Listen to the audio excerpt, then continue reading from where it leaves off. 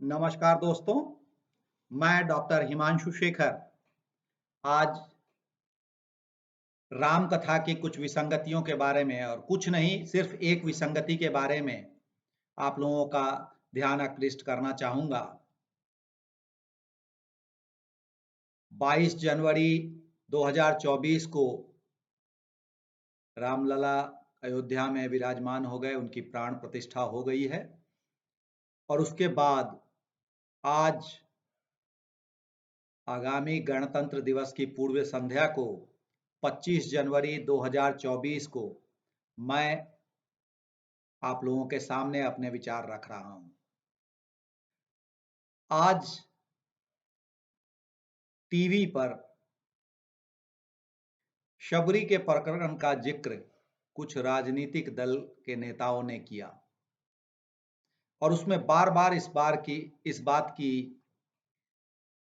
बात को कहा गया कि भगवान राम ने शबरी के जूठे बेर खाए थे। मैं यहां बताना चाहता हूं और बार बार बताना चाहता हूं कि शबरी के जूठे बेरों का जिक्र राम कथा के प्रामाणिक ग्रंथों में नहीं है। यहां तक कि जो रामायण सीरियल रामानंद सागर ने बनाया था, जो कि 5 रामायण को मूल मानते हुए बनाया गया था, उसमें वाल्मीकि रामायण था, तुलसीदास की रामचरितमानस था, कंब रामायण था, कृत्तिवास रामायण था और रंगनाथ रामायण था। इन 5 रामायणों पर आधारित राम कथा में शबरी के जूठे बेरों का जिक्र नहीं है। मैं बताना चाहता हूं कि क्या जिक्र है, वो आप एक बार सुन लीजिए। वाल्मीकि जी ने रामायण में लिखा है कि जब भगवान श्री राम शबरी के आश्रम में गए, अर्थात मातंग ऋषि के आश्रम में पंपा सरोवर के पास गए, तो उस समय में शबरी ने किस तरह से उनकी आवाभगत की। उसमें एक श्लोक है कि मया तु विविधम वन्यम संचितम पुरुषर्षभ तवार्थे पुरुष व्याघ्र पंपायास तीर संभवम। जो कुछ पंपा सरोवर के तीर पंपा सरोवर के तट पर उपलब्ध है, उससे हे पुरुष रूपी व्याघ्र, आपको मैं वो सब समर्पित करती हूँ। इसी तरह अगर आप रामचरित मानस का दृष्टांत लेते हैं तो अरण्य कांड में दोहा संख्या 34 में इसका जिक्र है कि कंद मूल फल सुरसति दिए राम कहुआनी प्रेम सहित प्रभु खाए बारंबार बखानी। अर्थात कंद मूल और फल उन्होंने माता शबरी ने भगवान राम को अर्पित किए थे। इसमें कहीं भी बेर का जिक्र नहीं है। इसी तरह रंगनाथ रामायण, जो कि 13वीं सदी में गोणबुद्ध रेड्डी ने लिखी थी, उसमें भी राम को कंद मूल और फल अर्पण करने का जिक्र है और बेर का जिक्र ही नहीं है। जूठा या बिना जूठा किया हुआ, इसकी तो चर्चा बाद में होनी चाहिए थी। कृत्तिवास रामायण में भी फल अर्पण का प्रसंग ही नहीं है। कंब रामायण में भी इस तरह की कोई रचना कहीं नहीं उपलब्ध है। आप अगर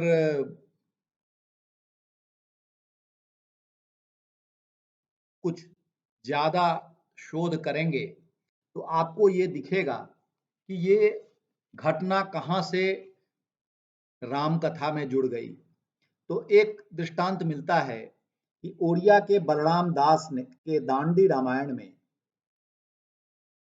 चिन्ह लगे आमों का जिक्र है और वो चिन्ह से ऐसा माना जा रहा है और बाद में अन्वेषकों ने उसको ऐसी उसकी व्याख्या की कि वो शायद शबरी के दांतों के चिन्ह थे और वो चिन्ह लगे आम ही भगवान राम खा रहे थे। तो ये एक दूर का दृष्टांत है जो बहुत दूर से जूठे फलों की ओर इशारा करता है, लेकिन यहां भी आम का जिक्र था। चैतन्य महाप्रभु के शिष्य थे प्रियादास। उन्होंने नाभादास रचित भक्तमाल पर एक भक्ति सर संबोधिनी टीका में जूठे बेरों का जिक्र किया है। तो जहां तक राम कथा का प्रश्न है, जिसने भी राम कथा लिखी है, लगता है कि उसमें कहीं भी शबरी के जूठे बैरों का तो जिक्र नहीं है। अगर ज्यादा देखा जाए तो असल में तो कंदमूल और फल का जिक्र है, और मूलतः कंदमूल फलों का जिक्र है, जो कि वन में बहुतायत उपलब्ध होते थे। इसी तरह अगर आप गीतावली को लें तो गीतावली कवितावली में इसका जिक्र फिर से शबरी के जूठे बैरों का नहीं है। अगर आप गीतावली की बात करते हैं तो 17वें पद के 5वें गीत में, अगर आप गीता प्रेस वाली पुस्तक खरीदते हैं जो 1960 में प्रकाशित हुई थी, तो उसके पृष्ठ संख्या 246-47 पर लिखा हुआ है कि शबरी ने किस तरह से भगवान राम की आवभगत की। तो उसमें लिखा है कि पद पंकजात पाक पखारी पूजे, पंत श्रम विरति भये, फल फूल अंकुर मूल सुधारी भरी दोना नये, प्रभु खात पुलकित गात स्वाद सराही आदर जनु जये, फल चारि हूँ फल चारि दही परिचारी फल सबरी दये। इसमें भी जो वर्णन है कि फल फूल अंकुर मूल सुधरी भरी दोना नये, फल फूल अंकुर मूल आदि से भगवान राम की आवाभगत हुई थी, और भगवान ने उसमें से सिर्फ 4 फल ही लिए थे, और उन हर एक फल के बदले में उन्होंने शबरी को धर्म, अर्थ, काम और मोक्ष का वरदान दिया था। तो फल चारि हूँ फल चारि दही परिचारी फल सबरी दये।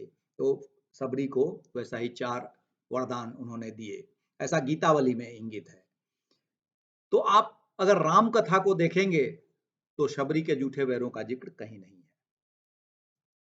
परंतु हाँ, एक कहा गया है सूर सागर में शबरी के जूठे बैरों का जिक्र है। जहां तक सब श्रोताओं को ही पता होगा और मुझे भी पता है कि महाकवि सूरदास कृष्ण भगवान के भक्त थे, और कृष्ण भक्ति में राम कथा का ऐसा वर्णन मिलना थोड़ा अलग ढंग की अनुभूति देता है। और सूर सागर के 9वें स्कंध में 67वें पृष्ठ पर उन्होंने लिखा है कि सबरी आश्रम रघुबर आए, सबरी आश्रम रघुबर आए, अर्धासन दे प्रभु बैठाए, खाटे फल तजी मीठे ल्याई, जूठे भये सो सहुज सुहाई। अर्थात खट्टे फल को छोड़कर मीठे फल वो लेकर आई, और उसमें जूठे भये फल भले ही जूठे हो गए, लेकिन तब भी उसने उनको दिया, भगवान को अर्पित किया। और अंतर जामी अति हितमानी, भोजन कीने स्वाद बखानी, और उसको भी ग्रहण कर भगवान ने उनके स्वाद की बहुत सुंदर स्वाद अच्छा था, ऐसा उन्होंने बार बार उन फलों के बारे में कहा। तो सूर सागर में इसका कुछ हद तक जिक्र है, लेकिन जहां होना चाहिए वहां इसका जिक्र नहीं है। और जो मूल ग्रंथ माने जाते हैं, चाहे वो उत्तर भारत के हों या दक्षिण भारत के, उसमें शबरी के जूठे बैरों का जिक्र नहीं है।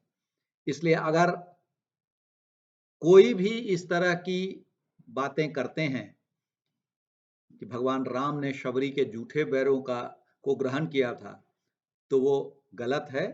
हाँ, भगवान की महत्ता स्थापित करने के लिए और अनन्य प्रेम दिखलाने के लिए अगर आप जूठे फलों को और जूठे बेर या फल या आम अगर आप बांटते हैं, कहा जाता है इससे प्यार बढ़ता है, तो उस तरह की अनुभूति लेकर अगर आप शबरी के जूठे बेरों को लेते हैं, तब शायद उस स्तर पर ये सही है।